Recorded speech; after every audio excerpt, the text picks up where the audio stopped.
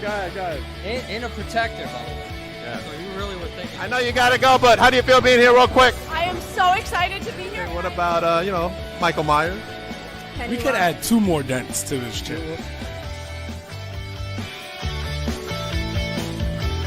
Follow her. Where can you follow you at? You can follow me on Instagram at So I'm out of this bitch. Got a big match tonight at Victory Pro Wrestling, right, Brett? Yes. Hola. First of all, I have to say it in front of me. I'm so sorry. I wish I could. What is it, Bing? Papa Dank, do you edit these videos? Steven Azar. You don't want to miss this one. No. Welcome, everybody, to Beyond the Barricade. I am your host, Papa Dank, and tonight we got my very special guest, the one, the only Bullwhip Ballard. How's it going? Going good, man. How you doing? Oh, man, you look tired over there, bro. You all right? I don't know about you, but your microphone's coming through real dark. Is it really? You sound like you're in slow motion there, buddy. What about now? Better? No. Yikes.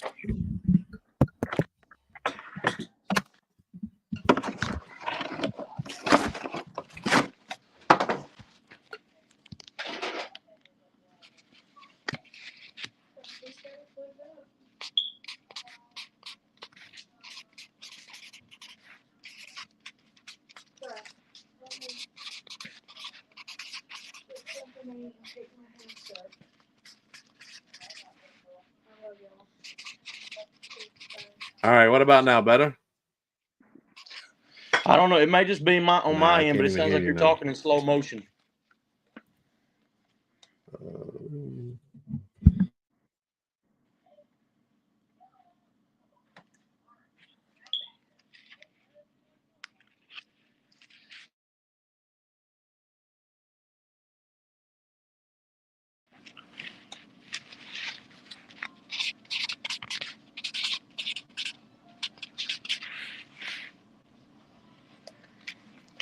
How about now?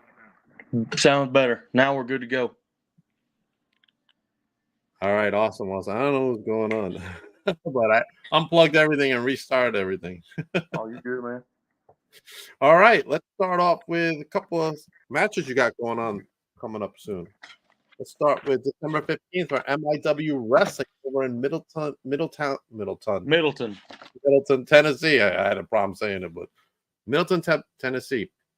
You're going up against Jay Smooth, and you have Just In Case in your corner. Tell me how this match came about.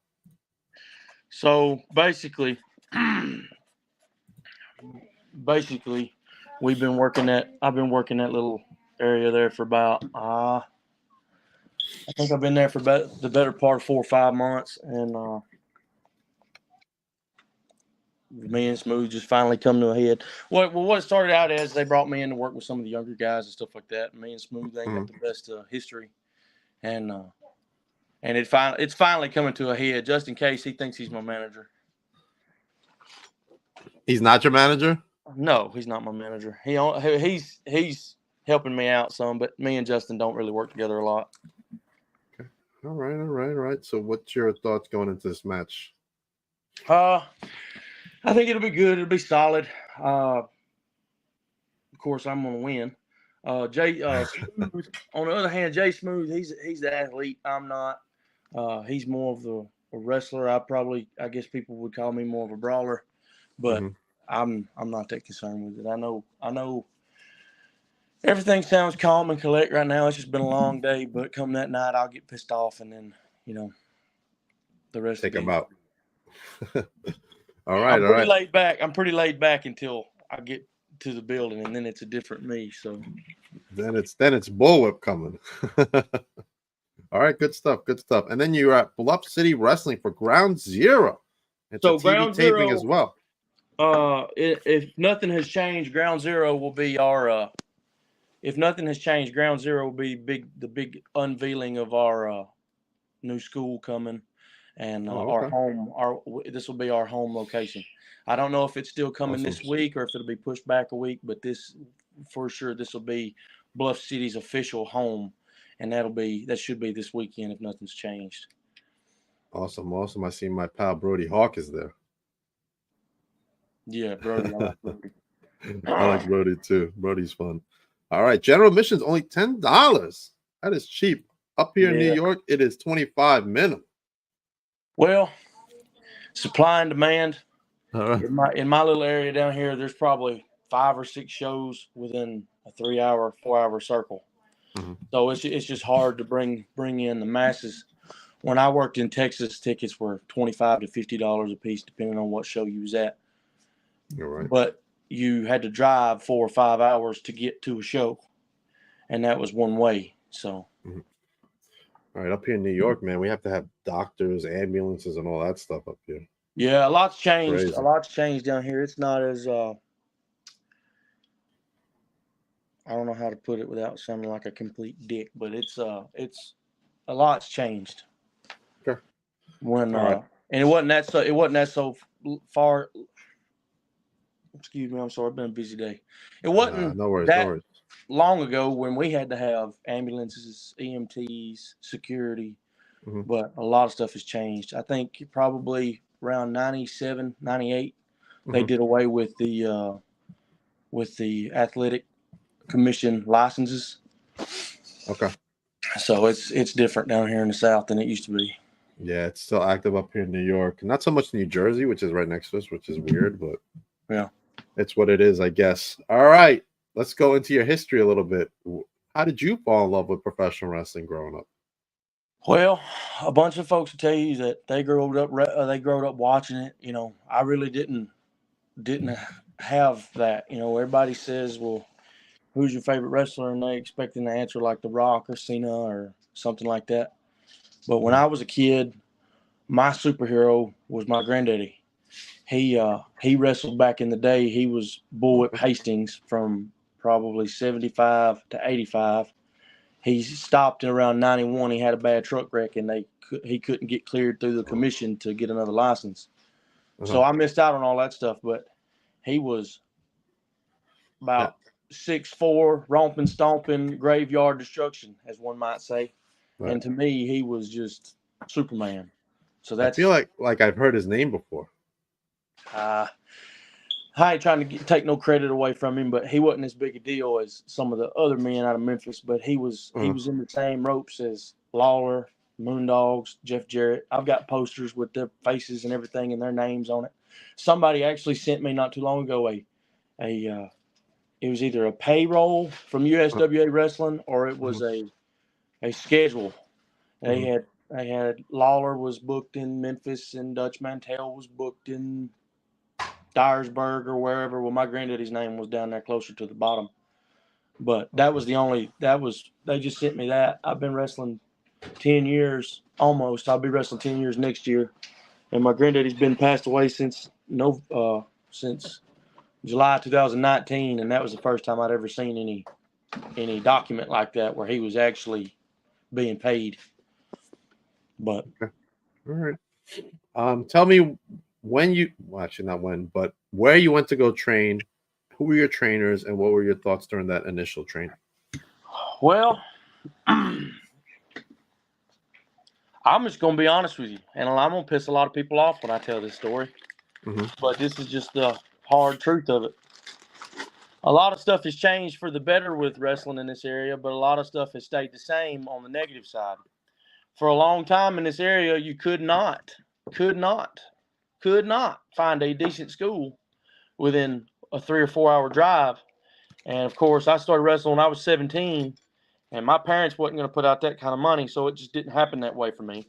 Okay. A bunch of the people around here then, a bunch of people around here now will they'll say that you've been trained, or they'll say they're going to train you, but when the checks stop coming in, they'll stop showing up. Start coming in, they'll stop showing up. Gotcha. So, you know, I kind of had this one say they'd do it, and that one said they'd do it. And each of them, a bunch of them meant good, but then my actual trainer was Cross, a man named Cross. And he trained me for the better part of my learning my bumps and the holds and stuff like that. And he did most of that, but he wound up having a bad back surgery, and the people he handed me off to kind of turned I went from the student to the punching bag, and so I wound up having a pretty decent. I wouldn't say falling out, but we just decided to go separate ways. For a while, there may have been some bad feelings between me and Cross, but me and him's actually fairly good friends now. But that's just part of it, I guess. See, Brody did most of my polishing, as you might say. I was wrestling or trying to wrestle for about the first 3 years of me wrestling. I probably would get a show every other month, and it was mostly me just walking out there getting beat. And Brody called me and asked me would I come down at EPW in Boonville, Mississippi, and work for him. He was going to be the booker. And funny story about Brody, my first wrestling match was a double ring wars. We had Gary Valiant was there. Bill Dundee was there. Them's about the two biggest names I can remember. I'm sure a bunch of folks ain't going to like that either. But them, and of course, Brody was there. About halfway through my first match, I'd only been training about 3 or 4 months, and I was still with Cross up to this point. Mm-hmm. But halfway through the match, Brody snapped on me because I kept making him look like an idiot. And he hit me about as hard as I've ever been hit in the wrestling business by any man. But once again, there really wasn't no hard feelings.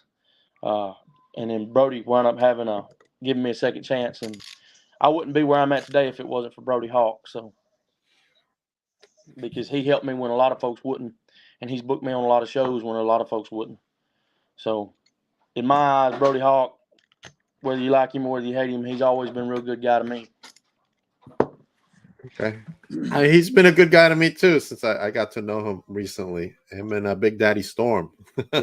Yeah, Storm. I've only known Storm for the better part of about 6 months. But them some good guys. There's some good people. Guys. To me, they're real good guys. They've been good to me too.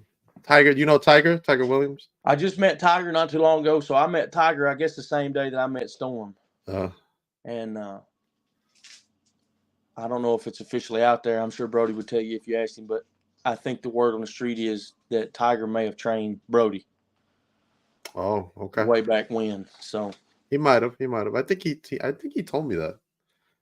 Tiger talks to me like we've been best friends for 20 years. Like, he'll call me up out of the blue. Hey, Tiger, I'm like, hey, what's up, man? So good stuff. We got a question for you over here in the chat from the executive booker herself. But she's trying to take my questions from me. If you had to bring an opponent that you absolutely want to wrestle next year, who would it be?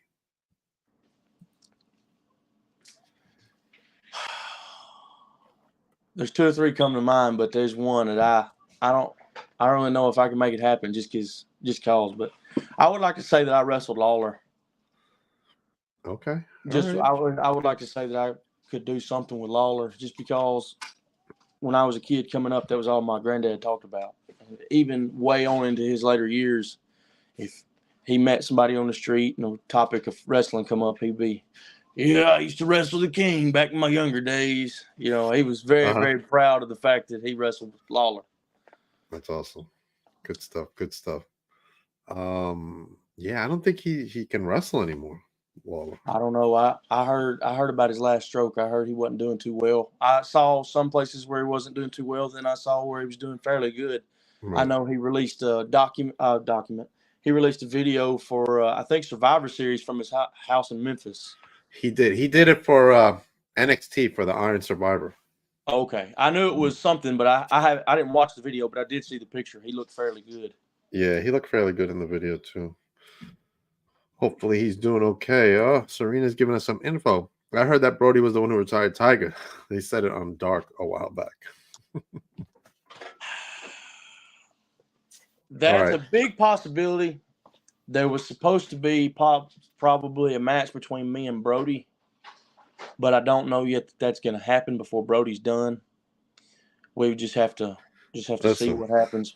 There was talks of a match between me and Brody before Brody leaves. Brody's giving some inconsistent stuff out there because every time I thought, yeah, I'm retiring, Big Daddy, like, you're not retiring. You're just retiring around here. You're going to try to go somewhere else. He's like, yeah, I'm going to try to go somewhere else. Yeah. Yeah, well, it's in wrestling business, you never really out. You know what I mean? No. You think you're out, but you're never really out. You know, it's kind of like being in a gang. You say you're out, but you're not. You're not. Right. You're involved in some fashion. Brody might take about a 6-month hiatus, but he'll be back. Much love to Brody Hawk. All right. Let's go into toughest match you've had in your career and why, and who was your opponent? Toughest match I've had in my career.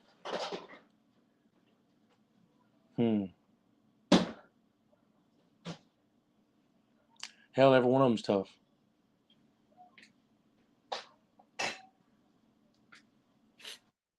It's hard to pick one. I don't do well on the hot seat, I guess. I've never been asked that question before. Most of them's tough. I think so far one of the hardest hitting opponents that I've had has been Jackie Parker. Okay. All right. Jackie Parker from Bluff City. He's probably one of the hardest hitting. Plus, I mean, he's probably the most in shape. But I like that. I like somebody that can give it back to me. For a long time, I was scared to get hit. I was not I didn't really catch on. Like, I guess you could say the switch didn't flip, and I didn't figure it out till about roughly 3 years ago. Mm-hmm. I just woke up one night, and I just thought, I'm about to beat the piss out of this guy. And then from there, it was just on. And I like somebody that can give it back to me the way I can dish it out. I don't want to hurt anybody, and I don't want – well, yeah, I do. But I don't. Within good reason. I don't want to keep anybody from competing. But I like somebody that can give it back to me with that same energy. It makes for a hell of a show. And I know wrestlers in general have got the name of being phonies and fakes and stuff like that. And if when you come to see me, you're going to leave with a completely different attitude is what that's my goal, is to send people that come in the door kind of leery about the show, or, it's just a bunch of men dressed in spandex. When they leave, I want them to have a completely different outlook before they come than what they come in there. So. I see the kids are around you. Yeah. Mama just got home. I had the kids put down in the bed, and, of course, Mama comes home, the light switch goes off. All right. Since the kids are there, what is your favorite go-to snack? Like, what does Bullwhip like to snack on? I love popcorn. Popcorn, okay. Popcorn is my favorite. I don't think I can think of anything. Popcorn. That's my go-to. And tamales. I love hot tamales. That's not really a snack, but like I eat them a lot. But popcorn is my go-to. Okay. Serena's giving me some info over here. Papa Dang, in case you don't know, when he says Jackie, means JPJ. That's him. I call him Jackie out of good humor, just to piss him off real good. But yeah, JPJ, that's the guy I mean, the beef stick. I love JPJ, man. Did you know Smitty? No Pity Smitty. I did not know Smitty well. So okay. I was living in Texas for a year and a half. Mm-hmm. When I came back, I really didn't have anywhere that I wanted to go, but I had never worked Memphis. Okay. So Brody extended the invite, said, you should come up here and meet this guy. I think you would do well on the show. He wants you to do something a little bit different. So I went up there and met him, and the same day I met Bluff City's owner, I met Storm, Tiger, and I met Smitty. I met Smitty's tag partner. I met all those guys. I like Smitty a lot. He is a very he was a very large man, and he had a very stern look about him, but he was such a good guy. Yeah. He was such a good guy, and he looked the part of a professional wrestler, but he was such a good guy once you got to know him. Agreed. I got to know him, excuse me, during a podcast, and he'll jump in my chats here and there, so he's definitely missed. What a nice guy, man. All right, let's go into some of the stuff you like to do when you're not wrestling. What are some of your hobbies? I don't know that I can say all of them here, but basically, like anybody say the PG ones. Do what? Say the PG ones. The PG ones. If I say something I don't need to say, just let me know. We didn't really discuss any rules. No, there's no rules here. Whatever you want to say is fine. Basically, just like everybody else from the South, I like hunting and fishing, But when I was coming up, football really wasn't my thing. I tried to play in sports when I was in school, but football wasn't really my thing because I couldn't get along with my teammates. I was kind of like the outcast of the bunch. So, wrestling was kind of what I liked. It's just what I got into. And it just kind of carried over. If I'm not talking about something that's happened for my work day, I'm probably talking about something that's come up with wrestling. Gotcha. Okay. All right. What do you look forward to in 2024? How about we end with that? Just the unknown. I have no idea what's coming in 2024. I know there's some bigger stuff coming to Bluff City. There's just a lot of stuff coming to Bluff City from what I've heard through the grapevine, and I really look forward to that stuff. If stuff holds up true, I feel like I'm going to have a really good year. Okay. Not to mention that, I'm about to finish up at MIW, so I'm going to have more weekends open, and my goal is to travel more. So I talked to a fella that owns a territory in he owns a show in Rocky Top, Tennessee. He was interested in possibly me coming in. It's about 3 or 4 hours from here, but it'll be a completely new place, new wrestlers, new faces, new crowd, and just new territories. Good stuff. Hopefully I get a chance to meet you one day, because hopefully I get to go to Tennessee one day. To New York. I would love to come to New York. We were planning a family vacation up there about the time that I think they found Bin Laden, and then of course with that going on, we decided to keep it closer to the house. Right. But I met Jaden Steele. I think he's from Pennsylvania. I know Jaden. I met Jaden. I met another fellow that came with Jaden, but for some reason it was Pete something, but I can't remember his last name. But 2 really good guys. I'd like to meet up with them again. Hopefully I'll get to work up that way. Was he an owner of something? No, he wasn't an owner. He was just a wrestler, just like Jaden was, and they rode together. It was Pete something, but I can't remember his last name. Okay. And then I've got buddies that are wrestling out of I've got a couple good buddies that wrestle down in Texas still. I got one buddy that just started wrestling this year or somewhere. I can't remember if he's in Indiana or but it's somewhere up north. But that is Ox Adams. He just started. He's a giant. But I feel like I've heard that name somewhere. Yeah, he just started. He's fresh out the gate. He's only probably been wrestling about a year. Okay. But yeah, so I look forward to trying to get up there with him too. I think possibly, and this may be a pretty bold statement, but I think I'm probably about to reach out to the NWA and see if I can't, get on one of the more notable shows. Silas Mason, Devin Dixon. When I was wrestling for Brody, those guys came through. I know those guys fairly well. I just want to see if I can't dip my toes into something big. When I started wrestling, I never thought that WWE or anything like that was going to be. I never thought anything like that would happen for me. I never really looked for anything like that. The only thing I wanted to be was Memphis, but the problem is I'm kind of doing it now, and I found myself not too long ago looking around and saying, what next? I've surpassed my granddad, and when I started, that was my only goal, was to be just like my granddad, and now there's just, I'm kind of looking around, looking for the next mountain. So you never know. I might try. Okay, NWA is good, and I know a couple of guys from Long Island who are now, in NWA doing stuff, and hopefully they get signed by them.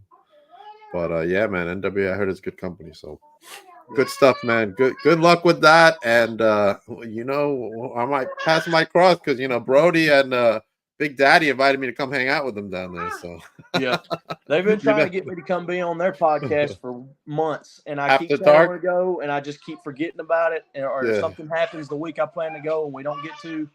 Right. It's been. I'm supposed to do After Dark too, so I told him in the next couple of weeks I'll do After Dark with them. Yeah. Good stuff. Bullwhip. Yep. Thank you for everything. Let's plug your stuff again. Coming up December 15th, MIW. Bullwhip versus Jay Smooth. Don't want to miss that if you are in the area. You can add this one in there too. I almost forgot. December 28th, Jackson, Tennessee, PKAW. That is pure kick-ass wrestling. I'm coming up there, and we're going to do some ass kicking. All right. It'll be a rated R show, adults only, and it'll be a good one. If you like the good, intense stuff, balls to the wall, Hell's Gates, and rattlesnakes, that'll the show. Be a good show. All right. Don't forget Bluff City Wrestling, the TV taping, Ground Zero. If you are in the area, make sure you hit up Bluff City Wrestling to get your tickets for this event on Saturday, December 16th. And Bullwhip, tell everybody where they can follow you. You can follow me on Instagram at the Ballard Boy, the Ballard _ boy, or you can find me on Facebook, Bullwhip Trevor Ballard. I'm not too big into social media stuff. I've just never kept it up. I've always had one. But if you want to see pictures or videos, anything like that, that's the place to go because that's where I always share my posters and stuff like that. Awesome. As for me, make sure you go to Papa Dank YouTube channel, my channel, to check out my newest vlog interaction. New York wins again as I am hanging out with the SATs and skills. Make sure you check that out. And as well on that episode, Valentina's not very happy with me. So you're going to want to stick with that after credit scene, man. Everybody have a good night. I will be back with Sons of Plunder. Thank you for having me on.